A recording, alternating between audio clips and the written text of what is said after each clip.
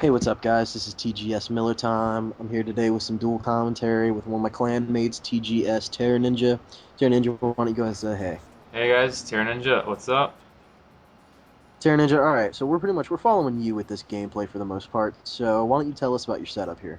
Alright, well I'm running with Hump 45 with FMJ, and I'm using Marathon Pro, Lightweight Pro, and Ninja Pro for small maps like this. I like to use that. Get around quick.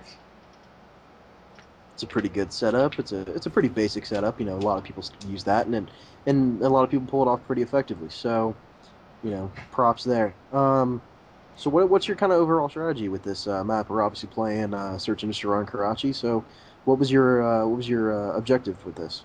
Well, on maps like this, I like to use the outside of the map, keep my back to the map, and sort of so I can always see if my opponents are coming towards me. And I sort of fail at that here, but I like to go around the outside, sort of get an idea of how they play, and then I adjust my strategy according to that. And I found that there are a lot of campers in this round, so I really kept my back to the map, the edge of the map, and sort of run around, try and keep my back to them, and take them out as fast as I can. So you pretty much use a pretty adaptive strategy as far as a search and destroy game goes. Yeah, I don't want. I try not to use the same thing over and over again, because if you get too predictable, you're obviously going to lose. Absolutely, I couldn't have said it better myself. I think that's probably one of the most important things people tend to forget in a game type like this is that it's not random respawns. You're respawning in the same place, and normally there's only a couple major routes people run, and if you see someone run that route two, three times, it's kind of gimme kills. One of the most important things you can do is to change up that strategy every once in a while and run some different routes. And I notice you do that pretty well. You stick to one major route as we'll see with the future rounds, but you then change it up based on certain points that you get to in the map. Yeah, like if I die somewhere, I'll change up my strategy when I get to that point, and sort of scope out more carefully the areas which I died in to see if the enemies are still there, if they're still using the same spots, the same routes, and usually works out pretty well for me. Yeah, no, absolutely. It's important to remember, with a map like Karachi, there's a lot of hiding spots. So your tactic of going around the map and trying to keep your back to something at almost all times is definitely an effective strategy with something like this. Had you just ran out towards the bus, right there, you could have potentially ran into some serious problems if someone else is running the same kind of class that you are here. And met you just out in open field, you could have potentially gotten into trouble. But by going around, you're making sure that someone's not going to come up behind you in most cases. So it's definitely an effective strategy with a map like this.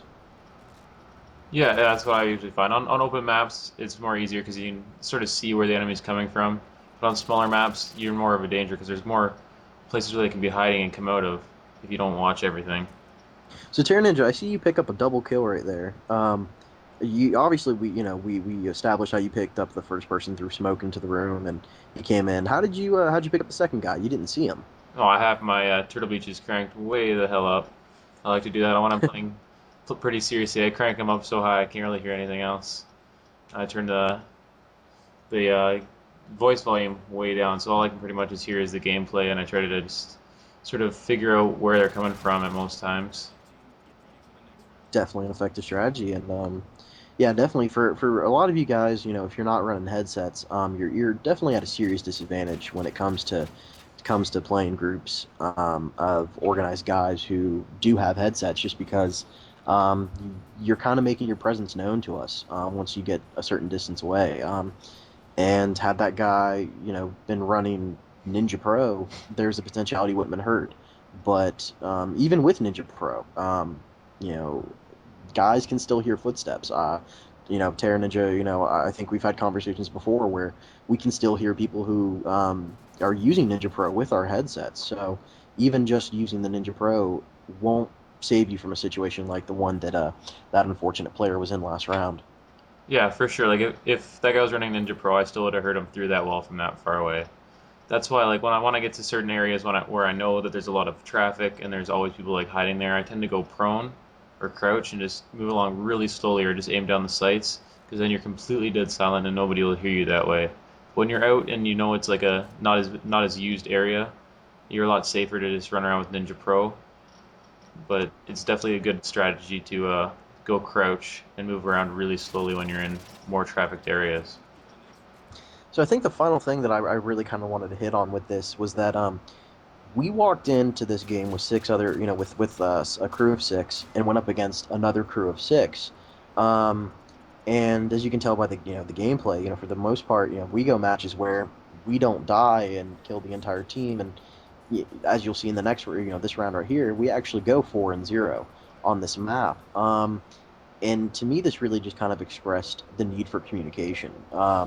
Our group was communicating, doing call outs in certain areas. We know each other's gameplay, we know what routes they go to. And a lot of times, without even having to look at the map to see where our teammates are, if one of them drops, we know where they are just because we played together so often and took the time to kind of figure out what each other player does. And I definitely think that made the difference in a game like this. Do you have any thoughts on that, Terra Ninja?